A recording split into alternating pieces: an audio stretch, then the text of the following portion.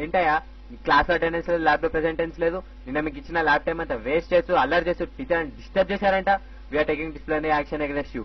పోయి కండక్షన్ కట్టుకోపోండి.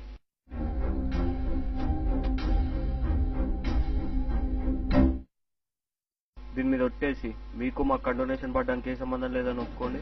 ఏంటయ్యా నిన్న అటెండెన్స్ వేయకుండా ల్యాబ్ లో నుంచి బయటికి గెంటేస్తే 40 మంది స్టూడెంట్లు ఉచ్చపోసుకోవడానికి కూడా తీరిక లేకుండా నీ కోసం తిరుగుతూ ఉంటే ఏంటి ఏమైంది అని ఒక్క మాట కూడా అడగలేదు. ల్యాబ్ లోకి వెళ్ళని స్టూడెంట్లు ఎక్స్పెరిమెంట్ చేసినా చేయకపోయినా ఫెయిల్ అయినా వెంట్రుకతో సమానం అని ఊరంతా షికార్లు కొడుతూ తిరుగుతున్నావు. మంచివేనా నువ్వు? నోర్మై టూ మచ్ చేస్తున్నావు. పొద్దున్నే 8:20 కల్లా గేట్ బంద్ చేసి లోపలికి రానివ్వకుండా నువ్వు అడ్డుపడతావు. ల్యాబ్ లోకి వెళ్ళక ముందే పరిగెత్తుకుంటూ వచ్చి రికార్డులు లేవని అటెండెన్స్ వేయకుండా నువ్వు అడ్డుపడతావు. ఏంటయ్యా ఎలా అయ్యా అటెండెన్స్ పెరిగేది? ఏ ఊళ్ళు మీ అందరివి? ఎవరా మీకు ఉద్యోగాలు ఇచ్చింది?